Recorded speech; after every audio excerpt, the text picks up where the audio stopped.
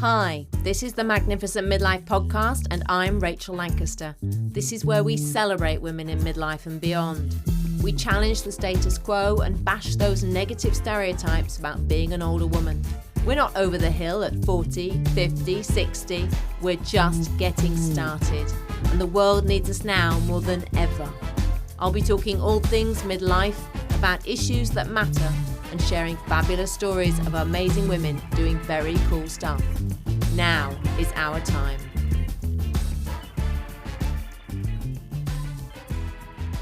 I'm impossibly excited today to introduce you to Tania Elfersy, who I quoted at length in my book. Tania is a transformative coach, speaker and award-winning author specialising in midlife women's health.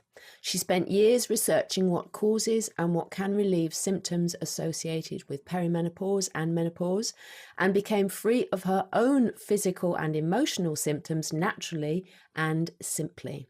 Tania set up the Wiser Woman Project in 2015 to help women transform their experience of midlife change. She's the author of a brilliant new book, The Wiser Woman's Guide to Perimenopause and Menopause. Welcome, Tania. Thank you. Thanks for having me. It's lovely to be here. It's lovely to finally meet you because I've been reading your work for years. And I found it and I quoted it in my book. And I just love what you're doing. But perhaps we could kick off, if you could tell us why you're so passionate about your work and how you got started. Yeah.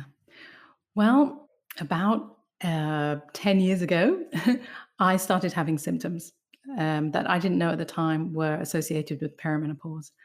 And like so many women in my 40s, my mind wasn't there on the change. I thought that happens 51 on average. For some reason, I thought it would happen really quickly. And I was really struggling at the time with a little business, with my little kids, trying to bring it all together and feeling like I was falling apart. And then I discovered perimenopause. And I was like, that's interesting. How didn't I know about that? And I asked all my 40-something friends, and none of them knew.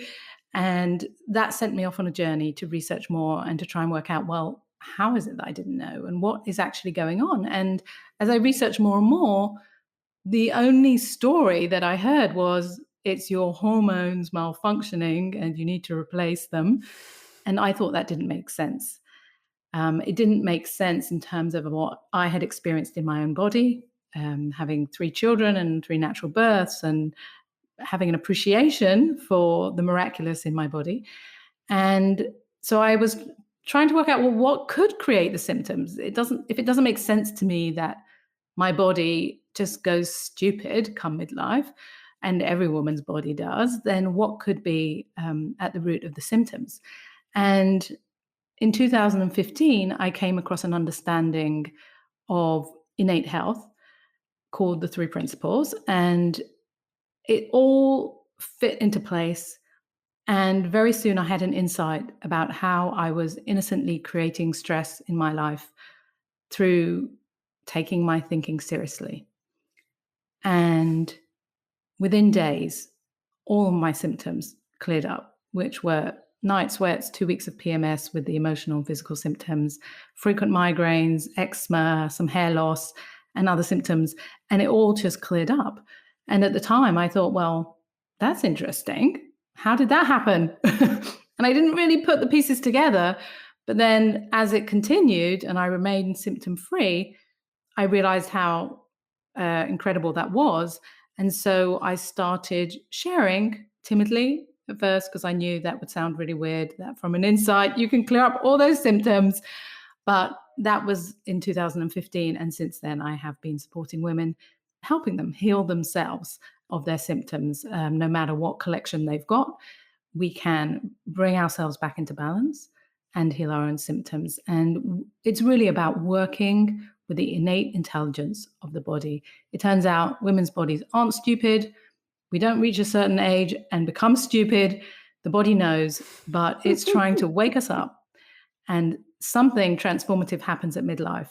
And it's really worthwhile that we listen in and learn where good health lies, because that's going to protect us as we grow old. So let's just delve a little bit into that insight, and you talk in your book about the interplay between mind, thought, and consciousness. Yeah. And I can imagine that, as you explain in the book, coming to this sort of cold, as you've just said as well, people go, ooh, what's that about? That doesn't make a lot of sense. These are physical symptoms, can't possibly be anything to do with my mind. So can you perhaps tell us a bit more about that interplay between those three? Yeah. Yeah. So it turns out that our body is always trying to bring us onto the path of health. And there are many ways that we can come off a natural path of health. So, a most obvious one would be if a woman spends all her days lying on the couch eating crisps, the body will probably have something to say to her to try and get her off the couch and maybe clean up her diet. If we never get any sun or fresh air, then the body will have something to say to us. And the body can only talk to us through feelings and symptoms. So, no matter what the imbalance is, the body is going to try and either overcome the imbalance, and we'll experience that on the physical level through symptoms, or it will try and talk to us through symptoms. So, the most overlooked part of health, even though the American Medical Association, for example, believes that at least 80% of doctors' visits are related to stress. But it's so overlooked, this side of how our mental health plays into our overall physical health as well. And we go through life thinking, well, I'm stressed or I'm busy or I have this trauma that I just can't get over. And this relationship that maybe not so great or the work that I hate, but I'll just, keep on going because it doesn't matter if it's long hours, et cetera, et cetera. And we don't realize like the effect that this has building up within us on our health because it all creates stress and the body because of that stress needs to work differently to overcome the stress. So it creates these symptoms, like I said, or to overcome the conditions that we innocently create, or to wake us up. And all our emotional symptoms, let's call it, are related to a misunderstanding of the nature of the human experience. To simplify this, what was going on in my life at the time was that I felt not enough. And this is something that many women feel. They come to midlife, and for whatever reason, maybe they used to be, in a big role in corporate and now they're not anymore. Or maybe they are in a big role in corporate and they want to be doing something else. Or maybe they thought they'd be living in a different place or in a different kind of relationship or whatever's going on in their life. They can have this feeling of not enough. And I had it. And when it came through my mind, I believed it. It was a thought that came through my mind. No one else was telling me it. My husband wasn't telling me it. My kids, my family, no one else. But I had that thought coming in my head. And because it came into my head, I thought, it's real. And when I thought that it was real, it made me feel really bad. And then I thought, well, there must be something that I need to do about it because I feel not enough. So maybe I need to meditate and write in a journal. And maybe I need to say affirmations. And maybe if I only did this course, and then if I implemented that course, maybe everything would change. And the simplest thing is that you can just have a different relationship with the thoughts in your head. And that's about your level of consciousness. So if you realize, oh, a thought can come into my head, but it doesn't mean it's true, even if it makes me feel really bad, you can have a different experience of whatever is going on, whatever circumstance has almost created these thoughts in your head. And you can have a lighter experience of it. And once you start not taking your thoughts so seriously, sounds ridiculously simple, but it is as simple as that, your body just starts to relax because you're automatically reducing the amount of stress going on through your body. So it's about changing the relationship with your thought. It's about what I've mentioned as mind in the book is an innate intelligence in your body, relying on the guidance of that to get you through any circumstance you can encounter. So it's about the thoughts coming in your head, you can greet those thoughts. You don't have to serve them tea. You can just let them pass through, and you will have a different experience of whatever you're facing. So I had this insight: you don't have to take your thoughts so seriously, and life would probably be easier if you don't. For me, it landed very deeply. It doesn't mean that I don't have the thoughts that I'm not enough anymore. I do. But when they come in, I realize that they're just thoughts. And so I don't entertain them. I don't have a serious relationship with them. And then that thought doesn't have an impact on me, and the stress isn't created, and my body can just get on doing what it knows how to do, getting me through midlife without symptoms, as I'm designed and every woman is designed to do. It's fascinating, absolutely fascinating. And there is so much going on in midlife to give us those thoughts that can send us off track, isn't there? I mean, it is a melting pot of everything that can possibly cause us stress, really. Yeah, and I think that it all comes bubbling to the surface for a reason. Because if we're in a job that we absolutely hate, or a relationship that doesn't nourish us, or whatever it is, or we have a trauma that we keep on replaying in our head, and we don't come to terms with what's going on or make a shift, the body is in discomfort from all that stress, and that discomfort can progress to dis-ease. And so it's in the body's interest to bring this stuff to the surface.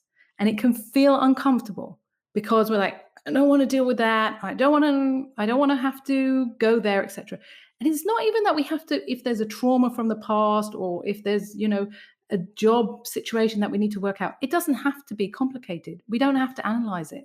We can just have a calmer relationship with whatever thoughts we have going on in our head. And that changes everything. It just brings down the stress. And from that, we learn where health lies. And like I said, the side of our psychological or even spiritual health is so often overlooked. But the body knows that that's important. And so the body brings it to the surface. And we have something to learn. And for good reason, because we learn that we're going to be protected, like I said, as we age. I completely agree with you. Hence why I, quoted you at length in the book, and I talk about, that symptoms associated with menopause are the canary in the coal mine. They are absolutely the body's way of telling us that all is not right in our world, and we need to do something to sort it out. And that's why I see menopause as this gift. Men don't have it. We have it. We have this opportunity to stop and to take stock and to really analyze how we are living. But we don't, do we? And I know that you're very concerned about the way the narrative is going in the UK, and I'm very concerned about it too. That it is all negative, that it is the body needs to be fixed, that it is over-medicalized. It's called a hormone deficiency disease by some people. And of course, if you over-medicalize something and call it a disease, then you need medication to fix it. And there's so much there, isn't there? But I think it's really interesting. The one thing that lots of things jumped out from your book for me, but you talked about how, we have a different approach to pregnancy. When there are issues in pregnancy, we don't assume that that's about the hormones. Can you tell us about that? Yeah. So I see that there are sensitive times in a woman's life: teenage years, pregnancy, postpartum, and menopause. And these times are sensitive for a good reason. So in adolescence, it's about becoming your sovereign being. In pregnancy, it's about taking care of the mother and the child.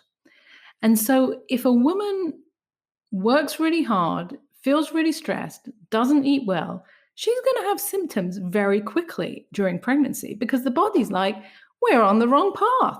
I'm supposed to be looking after you and the baby, and you need to wake up right now and do something.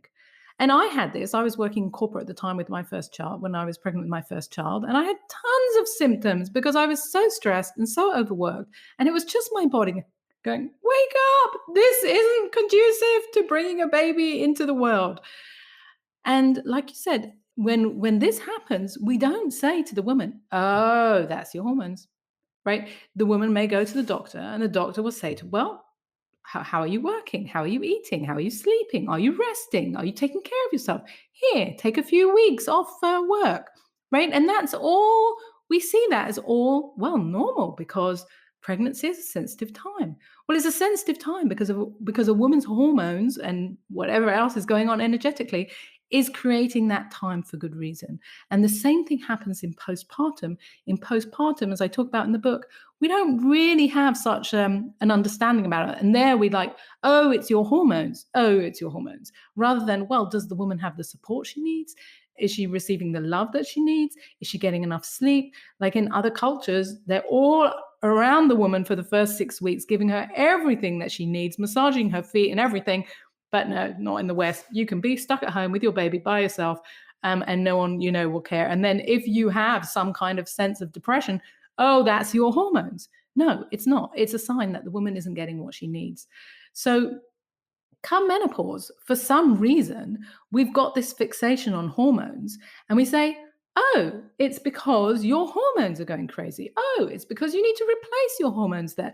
For some reason, your body may have been intelligent until you were 40 something, but then, it got really stupid. So now you need to replace your hormones because your body doesn't know what it needs for the next, half of your life. Doesn't make any sense, but it's just become this narrative of like this hormone deficiency, when actually I view menopause these days as a rite of passage, as a graduation to an elder. And you're going to go through some rough times, maybe. For some women, it's completely smooth. But if there are things that aren't in balance in your life, it may be rough and it may feel uncomfortable, but it's a rite of passage. And you're going to come through it much wiser than you started. And that is exactly what the body wanted. It's exactly what humanity needs. Humanity doesn't need women who don't change. Humanity needs women who graduate into elders. And this is the rite of passage that we're going through. And it's not a mechanical, hormonal thing that needs to be fixed on any level whatsoever. But surely we need HRT because we all used to die just after menopause. So we're living much older now. Tell me, yes. we need it, don't we? Yes. Well, you see, when a doctor or a celebrity sells you that on TV, you should know that that's not true, because women have always lived beyond menopause. And I reference in my book a reference from the Bible and from the 2nd century. I love that. And I was like, let's go right back. And so, if there were women, and when those women were mentioned, those menopausal women were mentioned, they weren't mentioned as freaks of nature by any means. They were mentioned as menopausal women because menopausal women have always lived on this earth. But the average life expectancy used to be really low because child mortality used to be very high. So if you have something like, I think it's 1/3 of children who didn't used to make it beyond the age of 6, then your child mortality rates are going to be very, very high. And that brings down the average life expectancy. But as soon as a girl made it into womanhood, she had a very good chance of living way beyond menopause. And that's always been. And so if anyone is telling you, and they don't have any other reason why you need hormone replacement, because that is the only reason they can ever, pull out of the air. Oh, it's because we're in new territory, because women never used to live beyond menopause. It's not true. And I encourage women to then question, well, if they can't get that basic fact down, then what else may be wrong with the narrative? Because, like I said, I know women have always lived beyond menopause. So does it make any sense that our bodies, just like there's a bug in the design? For me, it doesn't. And now that I'm doing my master's in gerontology, I'm looking at the historical ages at which people died. So you can't just look at the average life expectancy. You've got to look at the ages at which people died and how those decreased or increased. And of course, they increased over time. So you can see exactly what you said, that women have lived well past menopause and become elders. There was a lovely point you made in the book, isn't it? That if women had not lived into old age, Little Red Riding Hood would never have happened. No one would understand that story. That was... Historically, no one would understand that story, because where could her grandma possibly be? It was brilliant. I loved that. That was so good. Of course, it could have been a 40-year-old grandma, but that's not how she's but portrayed Little Red in Riding the Hood, story. I think she was about 10, so even then you're like pushing it. So yeah. So as we're sort of skirting around all of the narratives that are going on over here, and you wrote a lengthy analysis of the first documentary that Davina McCall did on sex, mind and the menopause. Would you like to tell us some of your thoughts on that? I thought it was an absolutely brilliant article, really picking it apart. And before we hit record, I was talking about how, because you're not in the UK, you were able to see this with even more clarity than I was, because I was a bit, whoa, I don't really understand what's going on here. But you have set it all out very clearly, and I recommend everyone to go and look at this post. The link will be in the show notes. Okay. But so tell us your thoughts on that. Yeah, I was shocked by that program on a number of levels. First of all,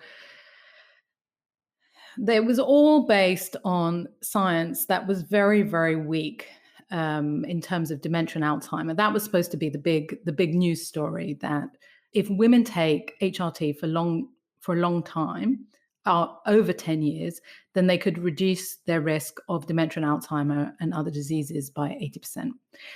And firstly, I was like, well, since when are women allowed to take HRT for over 10 years? But I see that is now being pushed in the UK as well, that women now need to go back to taking HRT forever, even though there's no research that supports that whatsoever.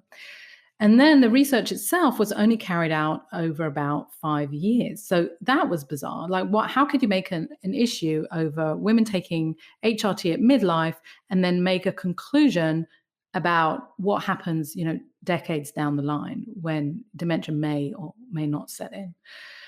So that was like the main push. It was totally weak. But then there was all these product promotions that kept popping up, which I was just shocked by, because I thought there were strong advertising laws that were supposed to exist in the UK that would prevent such a thing. When you have a testosterone product, which isn't even licensed for menopause symptoms in the UK, being given airtime and shown for a number of seconds to make sure that everyone goes to their doctor and demand it off label, which is just peculiar. And then you have Davina McCall herself showing you how to use a pharmaceutical product. And I just couldn't recognize this kind of TV that, coming out of the UK with the history of advertising, like I said, advertising laws that are supposed to be in place. And then building up to the program, you had all these other media outlets. The program was on Channel 4, but you had all these other media outlets pointing people to this Channel 4 program, which I also thought was peculiar. Like, since when did this happen, that people would advertise another channel's program ahead of time? And then you had all the reaction that happened afterwards, which also got into the press, got into the social media, had people going on YouTube and giving lives, etc. And this whole fear that it created around women who were suddenly distraught because they hadn't been on HRT and now they thought that they were going to get dementia. And there is no way that people who produced that program did not know that that was going to be the effect, because it was so calculated.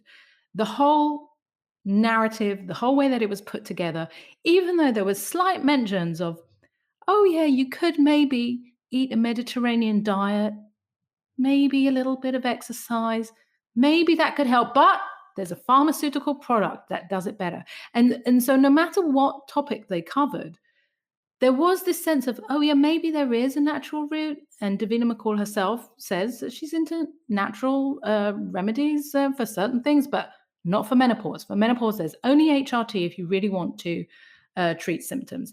And for me, looking at what that meant in terms of the narrative that had become acceptable in the UK, I couldn't actually believe what I was seeing, especially because, and I talk about this also in the book and also my blog, since 2017, there was quite a shift in the medical world with regards to saying that HRT can be used for disease prevention. So before that, there were doctors also in the US and also in the UK who came out and said, oh yes, we can use, HRT for symptoms and for all these symptoms and also disease prevention. And in 2017, there was a large research published in the Journal of American Medical Association. It was run over 18 years, and it looked at the mortality rates among menopausal women who had taken HRT for between 6 to 7 years and menopausal women who hadn't. And at first, the medical establishment jumped on the research and they were like, oh, you see, there was no difference in mortality rates between the two groups of women. So they were there, you see, HRT is safe. But what it also meant was that this whole idea that HRT could prevent disease and then mortality was not true. And although on the face of it, the medical establishment was like, oh, we're just showing the safety of HRT, it created an earthquake in the way that doctors in the States would talk about HRT. And so you had doctors who used to get on stage or on webinars, and I've got screenshots of that, and say, if you left menopause untreated, then you're opening yourself up to all these diseases and heart disease. And they used to talk about cancer and dementia and et cetera, et cetera. But if you take HRT, you're going to prevent it. And those doctors overnight had to stop with that message. And literally, I remember in particular one doctor that I used to follow who went from talking about taking HRT for all of these things to doing yoga and meditation. And that was all he could then talk about. He was so scared, right? So where malpractice claims are bigger, over in the States, the doctors have completely changed their tune. It forced the North American Menopause Society to completely changed their policy statement on HRT. Over there, they call it hormone therapy. And they only talk about hormone therapy for, very few categories of symptoms. I remember at the time when I saw the North American Menopause Society new policy statement that came out in 2017 because of this research, that all these menopause societies from around the world had endorsed this new policy, except for the British Menopause Society, which for some reason had decided to go out on its own. And they said they supported it, something like that, but they didn't endorse it.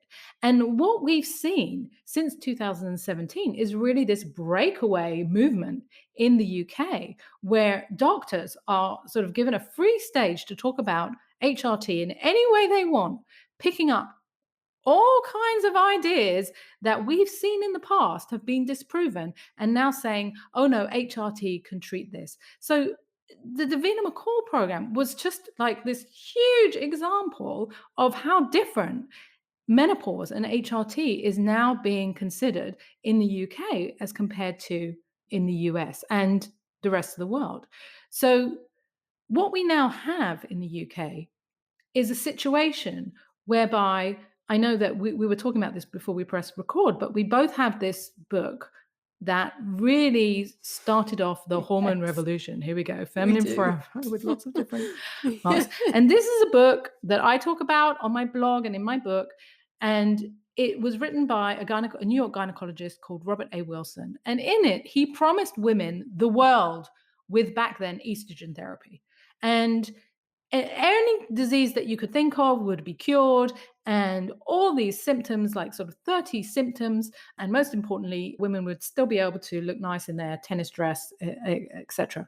And we are now a situation where in the UK there are doctors talking like Robert Wilson, whereas certainly in the US and Canada, they're talking completely differently. So it seems to me that what's happening in the UK is that we're going back to the 1960s, making women these promises. These doctors are there making women these promises about how hormone therapy is going to cure everything for them when there is no science backing it up. And that is exactly what happened back in the 60s in the US.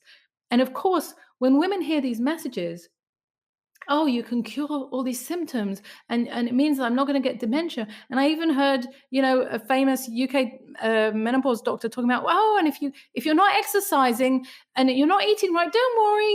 It's just your hormones. Don't worry. You need to sort out your hormones, and then maybe it will come. Maybe like it's this complete lack of personal responsibility for our menopause. And in comes the medical establishment in the UK and saying, we can be your savior. Just take this medicine for the rest of your life.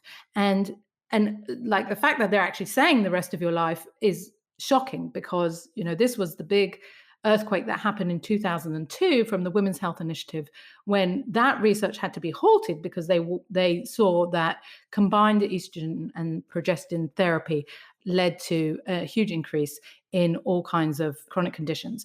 And since then, it's been sort of a standard knowledge that women shouldn't take hormone therapy for more than 7 to 10 years. But suddenly in Britain, that research is out the window, and we can just now take HRT for life, according to some doctors who aren't backing it up by any science whatsoever. But they are the private doctors. They are the private doctors. The official policy is not that. And I think there is a lot of concern about how prevalent these narratives are now becoming. And I just despair, honestly, I do, because we talked again before we hit record that, a lot of these celebrities who are talking about all of the issues that they've had, guess what? They're in high stress occupations.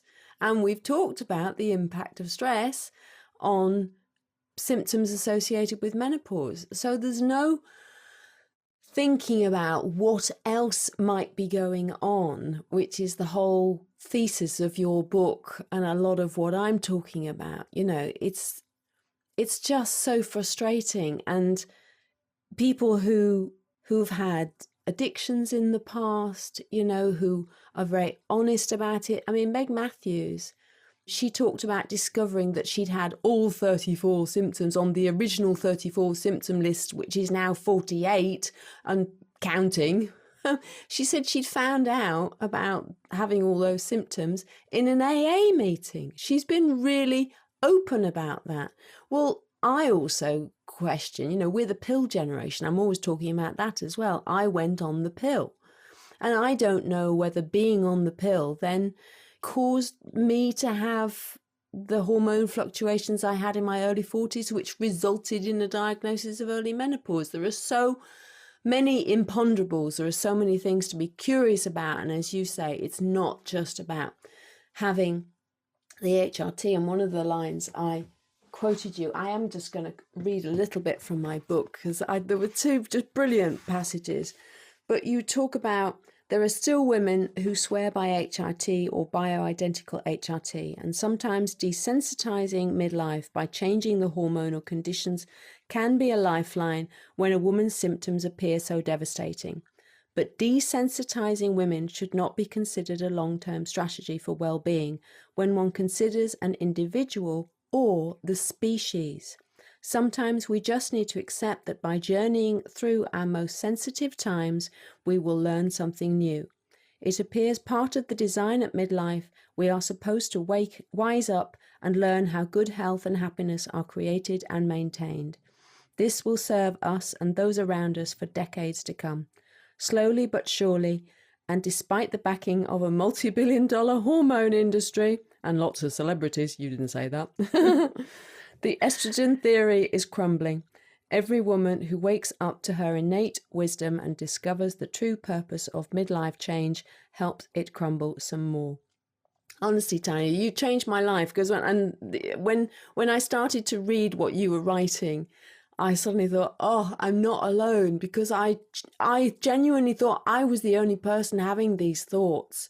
And then I, started to read your work. So thank you. Thank you for everything that you're doing to shine a light on all of this dreadfulness. And you and I both know that horrid book, Feminine Forever, which was written in 1966, the year of my birth. So have we not moved on any further in 56 years? in terms of these narratives, but we know it was driven by the patriarchy and misogyny. Yeah. And that is where that book came from. And 56 years later, we're still telling older women that they're deficient Yeah. when their hormones start to malfunction, which they don't. Ah! Yes, I exactly. get so cross about this. Exactly. And first of all, I just want to say the importance of this book and the history around hormone therapy is so significant in order to understand what's going on, in particular in the UK today. Because when you and I, with this knowledge of the history, look at it, we can see the patterns that happened before. But many women don't have that knowledge and don't have the time to do all the research. But we're here to tell those women that this happened before. These promises made before. And I watched this interview with one of these famous UK doctors who was offering women the world. And it's so seductive, just as it was for women in the 1960s, because you say, oh, really? A pill, a patch, a cream, it can solve all my problems. Like, of course, who wouldn't want that if that was true? But the thing is, we know that it's not true. The trend over time with hormone therapies is that big promises were made without any science backing it up. The science is done in terms of large randomized controlled trials. And those big promises are proven to be false. And so the only difference that we have today between today and the 1960s is that today there are some doctors who will say, oh, well, we're not using that estrogen from horse urine anymore. We're using a more, bioidentical, et cetera, et cetera. And I would encourage women to ask, where's the research? Where's the research on that product? And there are ways that you can do that. If it's a product that's been approved by the FDA, or I don't know what the way that maybe some products are being approved these days in the UK, you look at the product insert, or you go online and you look what studies were undertaken to show the safety of that product and also the efficacy, by the way, because hormone therapy is not a simple drug to take. Many women take it and have to come off it and have to try something else. It's not simple at all. So, look up the research and see, is there science to back these claims? And in particular, I know now in the UK, like since the Davina program, there's been this really big push around dementia and Alzheimer's, and all the time these studies are appearing in the media. And if you're inspired, go to the study, look it up. Was it a large study, or was it just like this study that came out in Nature journal? A study involving 40 women. A study involving 40 women is not science. It's some observation. It could be called hearsay, let's say, but it's not science. And if you're looking at a study that was carried out over a few years and you're making conclusions about dementia and Alzheimer's, that's not science either. So there is a reason that even the British Menopause Society, by the way, after the Davina program, was forced to come out with a statement saying there is no evidence that we know that HRT can prevent dementia and Alzheimer's. But, that didn't get much press because everyone was already like, oh my God, I need HRT to prevent dementia and Alzheimer's. Look at what's going on behind. Remember the history. We've been there before. Like, it was more in the States than it was in the UK back in the 1960s. But it's the same thing happening. These promises are made. There's no science to back it up. Products are being sold without any long-term trials. And how do we know what the consequences are going to be for women? And so there's all this going on. But the good news is there's something that doesn't change, and that's our brilliant body. Our body does not stop being brilliant. Our body does not forget how to age in good health, with joy, with well-being. The body knows that. And all it's ever doing, even when we feel overwhelmed by symptoms, and I've been there, all it's ever doing is trying to wake us up to bring us back to a path of good health. That's all it's ever doing. It's not being deficient. It's not being stupid. It's not malfunctioning. It knows how to help us live good lives to an old age. So this has just been the most amazing conversation for me, and I am so delighted to have you on the podcast, and I welcome everything you say. as we wrap up, what would you most like to leave with midlife women in terms of wisdom that you can share? Yeah. I think a game changer is creating a new relationship with our body if we don't have one already that exists. And that is one of love and of trust, and really appreciating that the body also loves us and also wants what's best for us. And that's the only way that it can operate. And when we can relax into that, we don't need to outsource our menopause to some big pharmaceutical company. We have everything that we need within, and we've always had that. And it's such an empowering way to journey through this change. And I think that this is the way that it was supposed to be. This is the rite of passage. This is the transformation, because we learn to love our body, to trust it. And through that, we create health. And like I've said a few times, that is going to protect us as we age. That's going to keep us in good health. That's going to preserve our well-being. And it's simpler than we think to reach that point of love and trust in the body.